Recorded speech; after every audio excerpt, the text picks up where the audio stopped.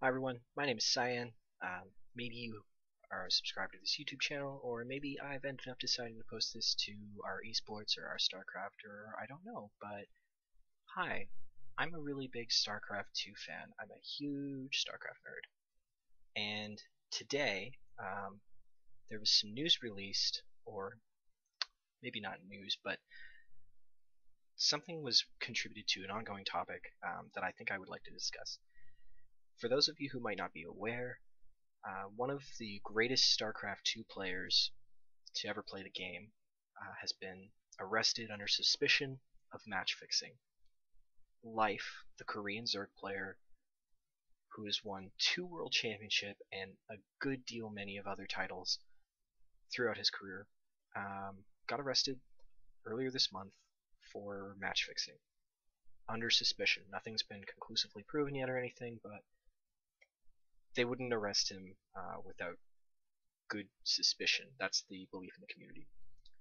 So earlier today, at Saint Snorlax on Twitter, otherwise known as Wax Angel, who's a very prominent StarCraft 2 community member.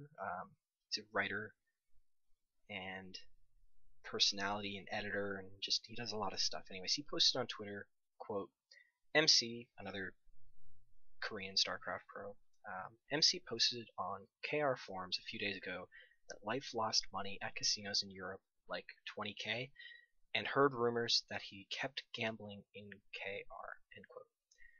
So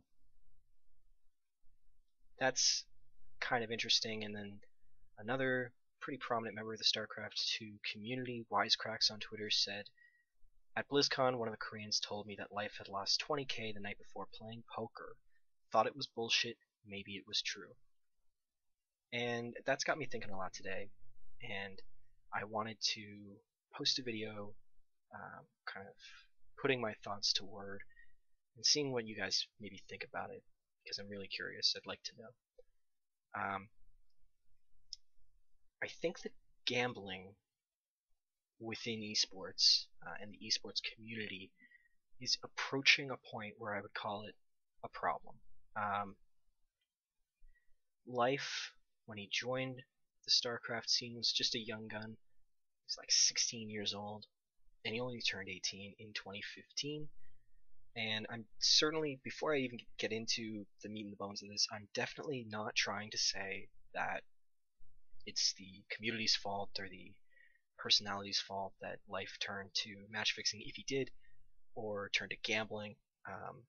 And I'm certainly not trying to say that there's a rampant problem with gambling in esports and that gambling is just inherently bad all the time, no excuses or anything like that. I'm certainly not trying to step on any toes, and I really do mean that.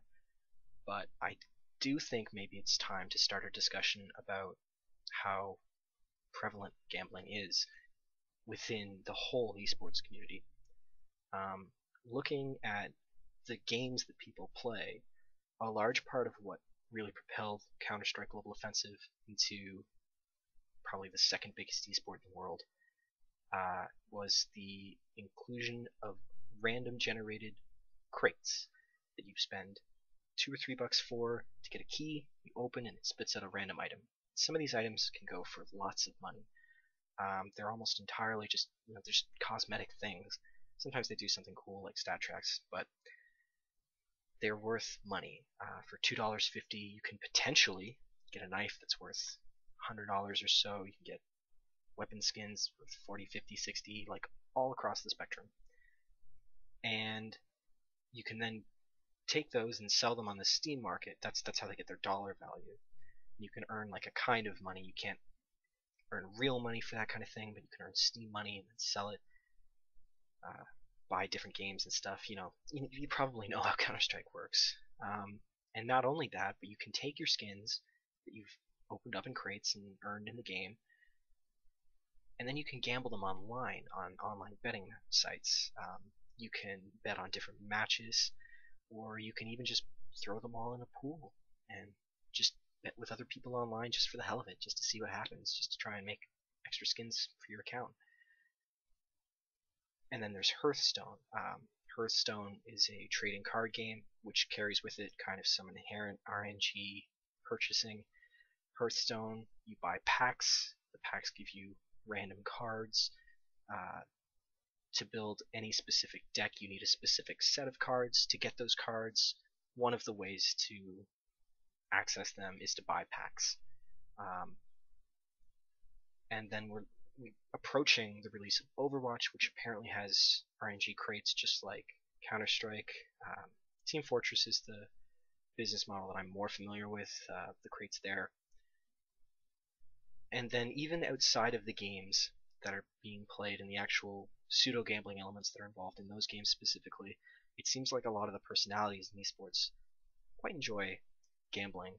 Um, I know that in Starcraft scene, some of the best players from the foreign scene early on, Jinro and Elke spring to mind, they have become professional poker players. I know that Rotterdam the caster, he quite enjoys playing poker, and he's attended a couple of professional poker events. I really don't know how well he's done. It's not his main gig, but he's just kind of gone just for the hell of it. Um, One of the very first tournaments that I ever saw was Home Story Cup, one of the ones in 2012, and they had a dedicated room just for people to play poker. And all of these things are definitely fun. Um, I I enjoy poker. I used to play Yu-Gi-Oh really, really hardcore and buy packs and stuff like that. And I've played Team Fortress. I've spent a couple bucks on keys. It's all fun. There's a reason why companies include gambling elements or random generated potential win elements in their games. It's because people enjoy that. It's fun. It feels really good when you roll the dice and then you win. It just feels good.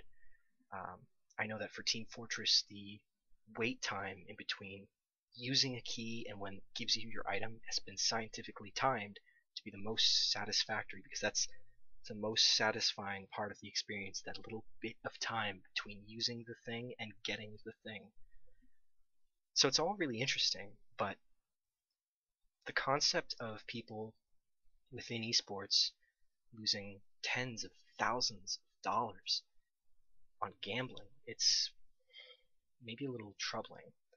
Um, I'm not trying to say, once again, I'm not trying to say that all the StarCraft personalities or all any of the esports personalities are all problem gamblers, but hearing that Life has been potentially losing, allegedly losing this much money due to gambling, definitely makes me think that that was probably part of why he was incentivized to match fix. You just lost 20K in one night. That would burn a big hole in your pocket, no matter how much money you've won in tournaments, and Life won a lot of money. And then the fact that he's being arrested for match fixing, which is a gambling thing, like they fix the matches so that they can win money gambling. I think that's kind of interesting, at least. And I come from a province, Newfoundland, Canada, where there's been traditionally, when I was growing up, there was a really huge problem here with people using video lottery terminals, VLTs. People were losing everything they had, spending it on VLTs, and just putting all of their money in on a VLT and hoping to win. And it was addicting. It's an addicting process. Like I said, the time between using the item and actually getting the item in Team Fortress and CSGO is scientifically timed. Same thing for video lottery terminals. And it got to the point where like the government had to step in. There were all these programs to help addiction gamblers and getting the machines out of bars, or as downsized in bars as possible. And still today, you go to a bar here and people are just sat from open to close at their machine, just putting in all their money and putting in everything they win. And I'm not saying that's exclusive to here either, but it's definitely unfortunate. It's sad when people do that. And I think maybe looking at the way that some of these games are monetized and looking at some of the things that happen in the esports scene, like this happening with Life, it might be time to start a discussion on how gambling works and the effects of gambling and how to maybe take things in moderation. And I'm not the one to start that or the one to lead that, but it might be something worth looking into. All of these things are designed to make money. You are never going to make money putting your dollars, your hard-earned dollars, on keys in CS:GO. It's just scientifically not made that way. You're never going to come out enormously ahead in Hearthstone. Yeah, if you buy one pack and open one crate, you know, you might get lucky. It's entirely possible. But if you're putting hundreds of dollars on keys, or hundreds of dollars on packs, or hundreds of dollars on poker, or hundreds of dollars on VLTs or dice or anything, it's very unlikely that you're going to earn back all of that money and then more.